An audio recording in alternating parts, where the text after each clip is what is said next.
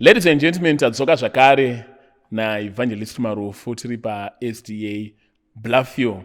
Issue yatafambira panapa issue yakakosha after the debate that we had and also the follow-up interview yatakaita naMuvhangeri Marufu. Apostle TF Chwenga vakabva vauya neimwe message yavo. Vaine kandingati pachirungu subtle demonizing platform redu Zigo TV and also Evangelist Marufu. Saka tamboti timboya timbonzwa kuti Muvhangeri varikuita sei. Muvhangeri, good morning.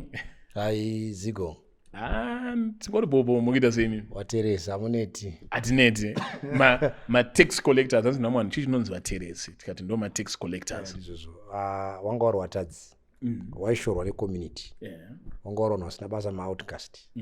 So I also, when I saw you, I felt that way.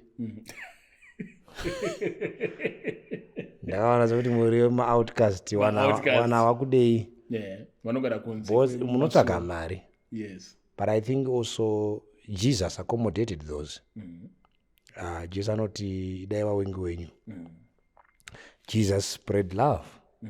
Yeah, there's no reason to hate you. Maybe there should be a reason to give you direction. Yes. If there's no direction. I hope you're also being blessed in meeting with us, Vanhu Vamwari, and I always appreciate you're a young man and a zeal. Probably kana pana munhu anofunga kuti rutadza anofanira kupa direction. Ndikupaona. Then pane nhau inotaurwa kunzi kune mbeu yekurashwa nembeu yekuponeswa. Munoona nge ndiri mbeu yekuponeswa rini? Izvozvi uri mbeu yekuraswa asi tikakudyara unoona kuti zvibereko zvakanaka. I don't know kuti uchabhabhatidzwa here, but that's my desire. Ndakabhabhatidzwa kare kusayochi. No, I think chinokuita kuti ubhabhatidzwe ichokwadi chawakagamuchira. The amount of truth that you have. Usati watsvaka chechi, tanga watsvaka chokwadi. Chokwadi chozokutungamira kuchechi. Unfortunately, vanotanga watsvaka machechi. Saka zvakazooma manje because panoziva chokwadi machechi aya manje. Kuzosiya like what you're doing. Ndakabhabhatidzwa kusayochi. It's not baptism is not about affiliation. It's about rebirth. Vamanenge vachitika because ndakaberekerwa muchechi mubereki wangu mama wangu ari elder dad vari elder saka automatically ndatoenda kudenga. Is that your condition? That's the condition of many. No, yeah, it's I think kurasika kudenga kuchita munhu anenge asina understanding. But Jesu anotiparidzai atenda akabhabhatidzwa achaponeswa. So it's the gospel, konzera conversion. So kana ukanga wanzwa hana yekuchirwa, but I think kuramba uchidzoka uchitaura nesu, you have a conviction. Ndogona kusvika pakutendeuka. Yes, yeah. Fanira kusvika pakutendeuka. I think also we expect to see you doing more. Like tombosiyana nekushanyira ng'anga nechi kana uchienda kung'anga uri kungoenda kuti dzizive kuti Jesu akanaka. Kushandira kushanyira madzibaba masango. I don't know the men personally. Yeah, so I have no comment for that. Vateretsi hopo chatinotya kuuya kuchechi, tinotya kuti togona kurohwa inonzi baba harare effect yekuti tinoregera zvatandichiita kuti kana ndandiri muimbi ndo andaregera, kana ndandiri podcaster ndakutoregera ndanditora nawo and then ndo andati Mwari achandichengeta, but ndobva ndafa nenzara ndotanga kuimba song yaHoly Ten unza takafamba nawo machechi aya tikazotambura takaita sei takatemba. So inini ndikauya kuzotendeuka ndofanira kusiya here zvese zvandandichiita. Kana ndandichiimba danzo ndosiya, kana ndandichiita mainterview ndosiya, ndoti I'm a new creation. Saka unofunga kuti isu tiriita zvemachechi hatina ma-struggles here? We have struggles. Hazvisi kuoneka. We have struggles. But Mwari ndiye anochengeta munhu. Bible rinoti the just shall live by faith. I think it's when you have rooted your faith in Jesus, then I think my problems eupenyu anenge achikunetsa. Jesus will take care of you. Elijah akatumira makunguo. Both mabasa edu aya tikumafananidza nebhawa. Anditi kutukura nabhawa. Both mabasa edu anouya kuzotandara pamhepo. Anditi kana ndichira nabhawa ndikatenduka ndikufana pandavhara bhawa musiwo wandatenduka here, kana kuti ndinombotanga kuvhura kagrosari mbichana kana zvakufanya ndozosiya. No, kana watendeuka baba. Zvataura zvababa harara anga asina kutendeuka. Kana watendeuka Jesu anofamba newe. Kana watendeuka zvemashua Jesu anofamba newe. We see conversion yaPaul. He was gaining. Anoti zvayapfuma kwandiri ndakazvidza marara kuti ndiwane Jesu. unoona nyaya yemubhuku rawaFiripa chapter 3 achitaura kuti ndandiri mufarisi ndandiri muhebhuru wahebhuru pane zvairwa nemurayiro ndasina chandiropomerwa asi zvose izvi ndakazvidza marara nekuda kwaJesu. Saka anoti ndinokanganwa zviri shure ndichinanavira zviri mberi. This is Apostle Paul. Anoti I saw Jesus on Damascus road. Kana ukaita encounter naJesu zvakanaka, I think hauite zvatiri kuona zviri kutaurwa zvakaitika paupenyu hwomurume uri kutaura. I think there was something wrong. Maybe he was looking for money and fame. Unfortunately zvakaenda nepamwe. Kana ukasangana naJesu zviri pfuma kwauri, unozvidza marara. Kana podcast ukazoona kuti marara, when you compare, how do you compare Jesus and earthly things? How do you compare Jesus and treasure of this world? I think unenge wareceive a wrong Jesus in that process. Anditakura muchinjikwa wako unditevere. Yes, kana unachida kunditeera ngatakure muchinjikwa akanditeera. Anda upenyu wakacharasikirwa nawo, anorasikirwa neupenyu wake ndokuda kwangu achahuwana ndiJesu anodaro. So but easier said than done. Imimi pane zvamakasiyawo here kuti muteere Kristu, because pamunogona kunge musina chamakasiya muchingoona ngezviri easy kutaura. Hakuna sina chaakasiya. Satamene kusiya chipostori. Chonakizere chipostori. Chipostori chinotapira baba. Juma ndaebhistirona mukati mekuyera. When the two die pauchivone uchimai. 2v2 honde madzimambo vhiti mukati meka. Yes. Wada kuprofitwa. Ndatomirira chiprofita. Asi takasiya. Aiwa, mvangeri, nyaya ndafambira panapa ndo nyaya iyi. After debate, debate redu ndiri kuona kuti rakaita zvakanaka, because at the end of the day vanhu vakanzwa shoko. Even vairinzwa rakasanganiswa, but hurukuro dzanziripo dzanga dziri dzeshoko kwete dzemaniyo kana chi. But after debate rapera tikuona kuti pane kakuchinjana mashoko karuta sei kari kuitika. Ndapo so TF Chiwenga neZuro vane message yavo yavakataura. Saka ndouya toda kudissecta tichifambirana pamwe chete. Imimi kuwanika pamaplatform akaita seanaya. Chinhu chinganzi chakanyanyoshoreka. I said it and said it again. Iwo nevanhu wawinawo. You have a greater platform. I think there is a following and in following yaonayo. You have a higher following. And I believe kuti vanhu vanoteera isusu vanhu vatakatoraura kudhara, haurambo uchiraura mudhishi, unoraura mudhemu. So we rather come to you so that our message can spread more. Tikaramba tiri kumaplatforms ida tiri Bluffy SDA, kuna vasingatoona kuti vakaona pakanzi SDA vanoti maraudisa zvekuchechi kwenyu.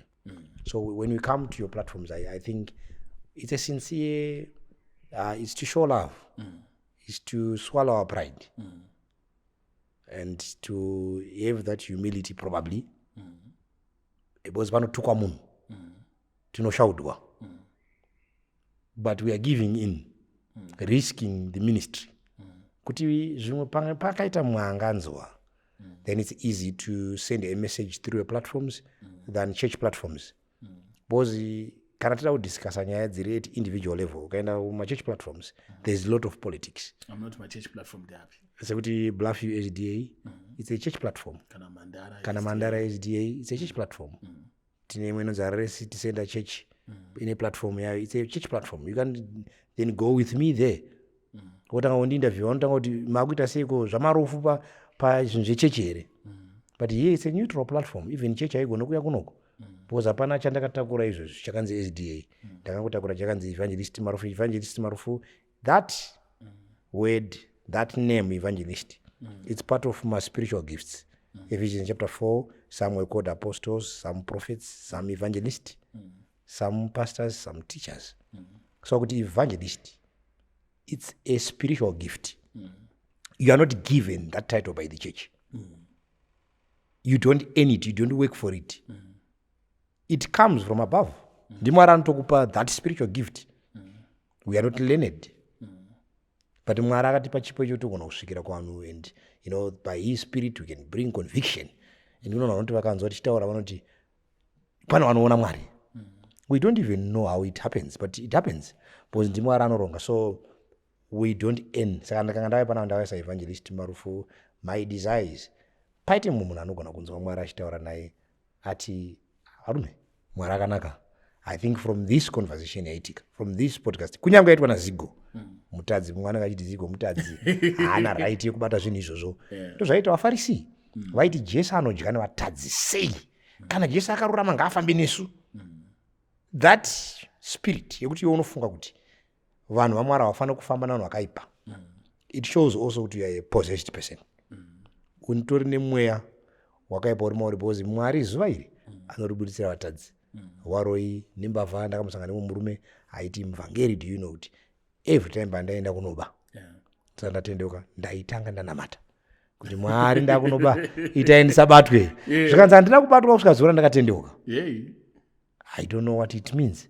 But I knew Mwari akati chiitai asabatwe kusvikira tomirira mberi atanga apona. That's the message of God. So no one have a title. No one have entitlement yekuudza kuti ningi anofanira kugara naningi, ningi anofanira kunge asingaona naningi.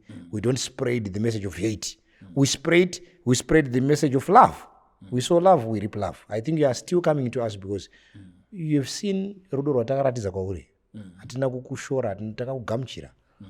Tikati fine, if you have a platform, we are comfortable. Let's discuss. Let's see where it goes. But to Africa, I think people are not yet ready to engage. You know what we did pa platform a debate, I think kune vanhu vakanga vachifunga kuti pachaita hondo pana vanga vachatukana vachadii, but we came with a calm spirit. We actually draw a line, takagadzira direction kuti vanhu vanofanira kufamba so. There is no need for us to fight. There is need for us to share my ideas. And when we put everything on ground, probably vanhu vagone kusarudza kuti zviri kufamba sei. Ndichikudzosera mashure mbijana pamatira nawo yeofisi yeuvhangeri. Ndofunga tataura kasingapere tichiadresa nawo yekunzi muSDA muna maevangelist mbama matoigadzirisa kuti zvitori zvipo zvemweya zvinorecognizwa muchechi yega yega yaMwari. But iwo semaapostora, imimi semaavhangeri, zvipo izvi zvine hierarchy here kunzi muvhangeri mombe kune maapostora muchipa mwendo, saka muchitarisirwa pasi. Mwari kana akatarisa muvhangeri nemaapostora anenge achiti uyu muapostora akakosha chaizvo kudarika muvhangeri, ticha akakosha chaizvo kudarika pastor. Zvipo izvi zvine mizere here kana kuti zvingori zvipo?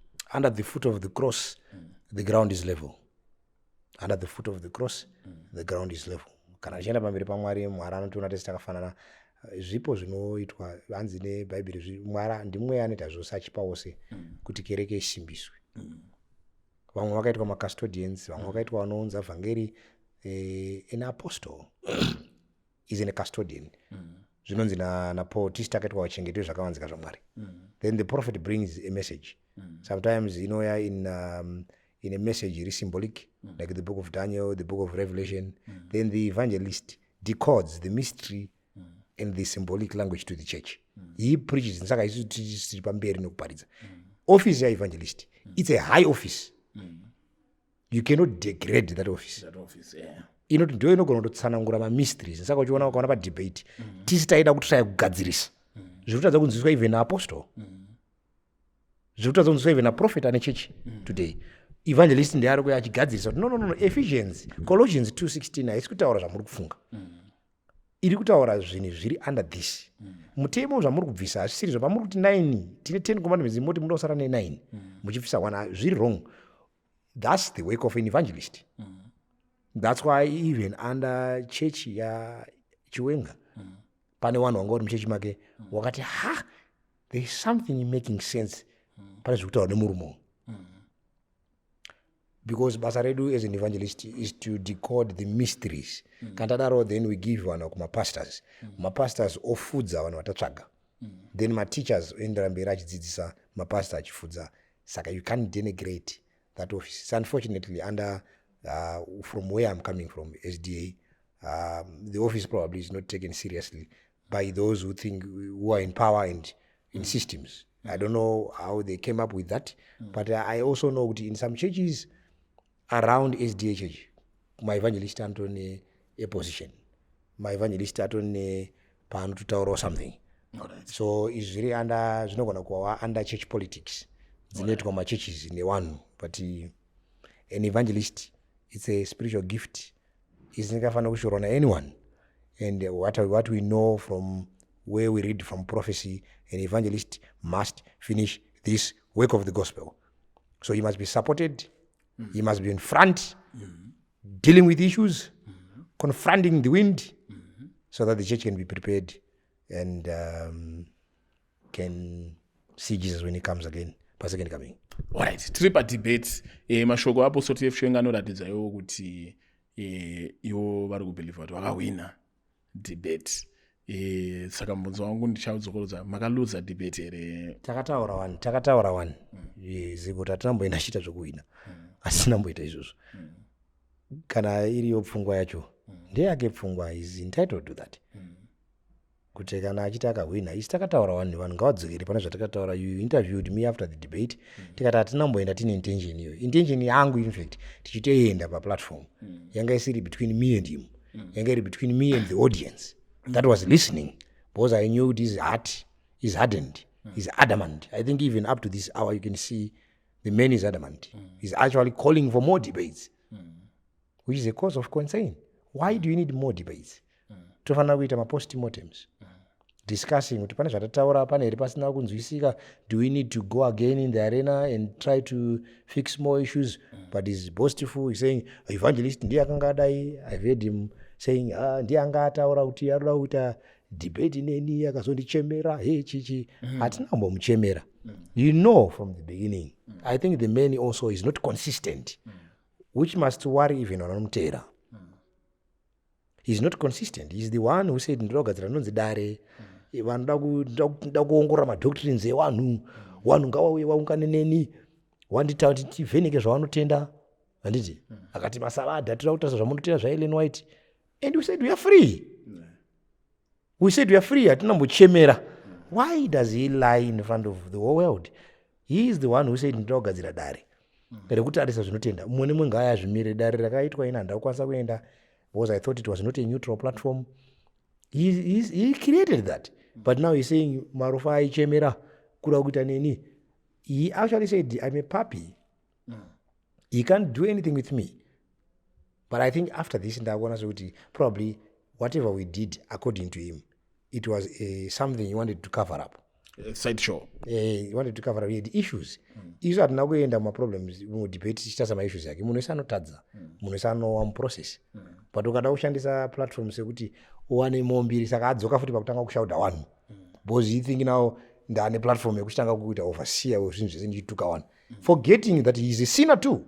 God had exposed him so that maybe if he reflects, he can also keep himself humble and learn from the feet of Jesus. But I think he's not learning. Now he is shouting over and what. You see, he had blinded many people. And I think vanomutera, they are so blinded. If you see in them there is anger, there is the spirit of war. Utuka vanhu. He must go back one vanogadzira, so that he creates a Christ-like character in them. And they must be humble. And learn from them. Jesus was not like that. If he says kuti anotenda muna Jesu, I think there's something wrong with his spirit in him. There's something wrong with the spirit in him. And anyone who is sober can notice, and vanogara padhuze naye vaya vanoseka vaya, they must tell him kana vakuseri kuti mudara, I think you need also to work on your character more. Iye ari kuti futi Apostle TF Chwenga hanzi, I would say to my brother Marufo, buda mcheche SDA, because you have been believing a lie. And makambopiwa chiprofita chekunzi muchabuda mucheche SDA. Asi mimi murukuita kempanduki here kana kuchine vanhu vachitaka pfungwa yekuti mimi munofanira kubuda mucheche. No. If I'm his brother, he must call me. Number dzangu anadzo. Why not call me? Why going by public? And it's a personal issue. If he really believes that he wants to help me, why not call me? Why going by public? Mattering is ekuda kungodraw attention yevanhu. We are not worried nekubuda mucheche SDA. We are not worried. Kundabuda kuna vanhu vakawanda vakabuda mucheche SDA. Wasimo. So chitenge chichinhu chekutanga kuti ndaita inini. But for now, God has said me to do a work that I must accomplish before I leave. Basa iri rinofana kuitwa. Basa ndiro kuti mwene mwaziye chokwadi. Cheche SDA Seventh-day Adventist taught us, yakatidzidzisa ikatipa chokwadi chatiri kuenda nacho, and we're saying this is the truth that we have. Tiri kuchikanda mari natinambowanda iso. Ndosaka takauya even paplatform vanhu ngavascrutinize zvatiri kutaura, vaone tiri kuda kutaura nyaya dzevakafa. Vakafa vari kupi? Pana kuti vakafa vari kudenga, vamwe kuti vakafa vakatongwa, isi tiri kuti vakafa vana chavanoziva vakamira makuva vanoda kuzomutswa. Vanhu ngave vagara apa titarise zvatiri kutenda. Hatinambowanda anything. Tiri kutaura nyaya dzeprophecy, tiri kutaura nyaya yenational Sunday law yatiri kuti iri kuuya according to the book of Daniel and Revelation. Tiri kuti these things are coming. Vari kuti isusu tiri kunyema, let them come, and then tinotanga kutaura bhuku razvakazarwa Daniel, nyaya unobva watanga kushama nyaya zvivi zvako zvakukuremera, unonzwa mwoyo wako wakurwadza, hausati wakambozvinzwa kaizvi, wakuremerwa manje, wakushama nyaya ichi ya hanzi deep call it than to deep. But I think that's so. So if he says I'm a brother, he's a brother to me also. If I said I don't hate anyone. All right. And then pane program yandiri kuona kuitwa neMandara Church SDA inenge kuita Sabbath week here kana the week ravari kuticha about the Sabbath or something like a revival. Hamusi kuona nenge maybe pamachechi iri kuti mamuvhangeri awana kunyatsorova basa rakanaka padebate, saka tada kuuya kuzoclear mibvunzo yese iripo. From my research that I've done, I've heard of the program iyoyo yakamboitwa ikaeiwa kumashuro, vakatomboita round table discussion vaidiscussa nyaya Sabbath. So it was like a recap. I think maybe timing ndinogononge yakakanya, maybe vakanga vaita excitement yekuti since nyaya yeSabbath yatoma streets, rekatibva takanda futi tidzorere chinhu ichi mumastreets kuti vadraw more attention. But of course maybe the public yakatorwa neimwe nzira. But there's no intention, as we have been discussing with them, that's their feedback. Tatatoona program yeSabbath yapinda takati no ngatichikande futi chimwe kuti asvika nguva yekutaura mhari dzokuti vazive. So they wanted to emphasize on the subject. There's no conflict between me and them from my understanding. I don't know kana pane ane evidence yeizvozvo. You can also provide kuti ane zvaakanzwa and obudisa munhu wacho kutibatsira kutiziva kuti what's going on. But that's what Mandara was doing, was pushing kuti more information ibude pamusoro peSabbath. But now since maybe yanga yakuitwa under mapastor, the doctors that we have in the church, pamwe vakafunga kuti vakuti marufasi asina title yepamusoro, pamwe atadza kuita basa. No, I don't think they were. Ndo vari kudiwa naChiwenga. Yes, I think they will answer if they are going to go. We don't have power in as an evangelist to do what endai. If they wish to go, I think Chiwenga ari kutaura kuti awe. But what is the reason? Yes. For them to go? Ndikuzvibvunza ndakagara, wanoendere chi zvatakamuudza Chiwenga ndo zvatinotenda. Tinofanira kuita post-mortem. Saka izvi zvatiri kuita vasati vaenda ivava, handizivi kuti vachaenda here. Toda kuita program inouya online. Totanga kuscrutinize zvinhu zvese zvaitaurwa padebate. Ndakaona vangu vanhu vakachimhanya vachidambura pavo vachibvisa pandine ndataura inini kupusha narrative. Saka isi chatanga kufamba tichidzura one. We are genuine Dzigo patinoita zvinhu izvi because we are not concerned about individuals, we are concerned about souls. They are genuine people vari kutsvaka chokwadi, vari kurasiswa iko zvinhu zvikune narrative yatiiswa nevanhu vake imomo, his media team, but nhema dzakatungamira zvokwadi ikasara ichisunga shango. Ndikupaona mashoko yenyu ekupedzisira. Mashoko angu ekupedzisira ndekuti, as I have said before, read your Bible. Verenga Bible wega. Do my research. Musamirira kuti evangelist vaya kuparidzire because ndichakurasisa mangwana. Usamirire kuti apostle Chiwenga vataure because ucharasika zvezvo wakatoita. Usamirire mapastors because vamwe vacho havachade kufudza. Amapere akafuka makusha makwai. So it's now a dangerous world. Yes. My false prophets are wonder. We are not even safe pamweya. So zvakuda kuti munhu aite ukama naJesu at individual level. We need also to know what we need to prepare. Zvinhu zvatakaona zviri kuitika panyika zvakaprofitwa zvinofanira kusatswa nenzira yazvo. hapana anogona kuzvimisa. You can't stop the wind, it comes. What we need to do is to respond to God's call. Pane zvekutaura naMwari. God is trying to communicate to human beings. Chimwe chinhu chavanofanira kuziva, vanofanira kuziva kuti kuguma kuri kuuya nekukasira. So we must prepare for his coming. Jesus is coming again. I think it's even unusual kuti vhangeri rakuya richitaurwa even maplatforms enyu murunzi vatadzi. Mwari ari kutraya kudeedzera kuti pane mumwe anganzwa kuti wakomana nguva yafamba. Gadzirai nekuti kuguma kunoya nekukasira. I think ndomashoko andogona kusiyira anonzwa. Ladies and gentlemen, ndo mvhangeri evangelist Marufu tinawo panapa vachita clear ma-issues aya. Bible Truth Podcast takaona trailer yacho yakabuda, madebate vanhu vamunochemera achange aripo akawanda, ende kuno-invite kwawo vanhu vakati wandei vanosiyana-siyana zvichienderana nekuti wiki inenge rakaita sei, rakamira sei. Kana unoda kujoina unogona kutondibata, ukandibata ndinokupawo mukana wekutaura nevavhangeri nevanhu vari kuronga madebate aya moronga mese. Maybe ndizvozvo. And also I want to send a message to all my Adventist friends around kuti a platform have been opened. I think discussion is Sabbath yavhura mukana. There are many questions. Let's work together. Should people see that as a bad thing kuti Sabbath rakuramba richingotaurwa kanguva kana? No, ndimwari zvakaprofitwa zviri mubhuku kuti mukana uchauya zvichaitwa. So ma-Adventist nevamwe vese vanotenda muSabata mapiwa mukana wekuti vanhu vaziviswe kuti zuva rashe rekuzorora nderipi, so that the world can prepare. Nekuti kuchauya counterfeit. We've talked about the Sunday law which is coming.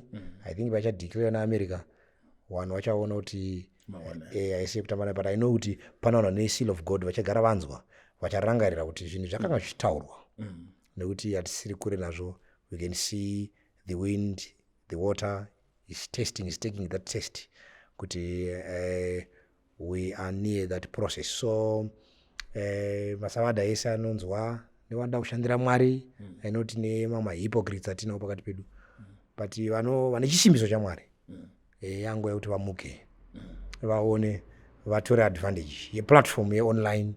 Kwese tideedzere kuti Jesu unouya, kwese tiite, tidiscuse, werenga mavhesi, pinda muvanhu, dzidza nevanhu, inguva Mwari avhura. I think the message andoda kusiyirawo to my Adventist fellow believers here. And with that, ladies and gentlemen, we are out. I'm a fan, I'll tell you. Sigwakaipa mdara. Munhu yandi people's journey. Ona nini pamajournalist atina muzimbabwe ndomurota number 1. Yeah? Serious? Pamajournalist sanoziva zvaanoita noziva basa nje. Is number 1. Kwandiri ndomurota number 1. Zico is a journalist. I'm a fan, I'll tell you. Sigwakaipa mdara.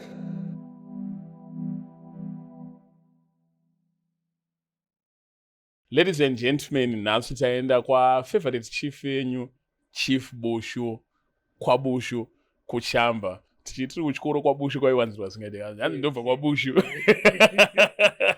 Saka tamboya seLogos. Mubhaibheri makanyorwa madzimambo. Saka isu toda kurespectawo madzimambo. Tombovaitira katsvibidi keseti panamba 3.2 kVA solar system. Tavaisira in one of his places dziri kwaBushu kunoku. Saka Chief, muri sei? Ini ndakanaka. Yes, ameno chipo chedu chinochika. Ndikuzwa kufara zvisingaite nechipo chandapuwa chine Logos Solar Tech. Chipo chapuwa mambo. Yes. Mambo dunhu kwaBushu. Mwoyo wangu wakatambanuka zvisingaite. Yes. Mufaro wangu kuti ndiwanikwe chiwana chipo chakadai so. Ndakaenda kutendewe Logos. Chipo ichi chamapa mambo mandichengetedza, maremekedza guta rangu rekwaBushu, ende ndiri kufara zvakanyanya nekuti vashoma vanazvo, ende zvatanga naMambo Bushu, vari kunzwa kutapirirwa nekufara nebasa hombe ramandiitira iri. Saka uyu ndiZigo naKundai vaitira mambo wavo. Imi kana mine mambo wenyu wamuda kuitirawo munongotibata. Toita se tokuitirai. Maita mazomambo.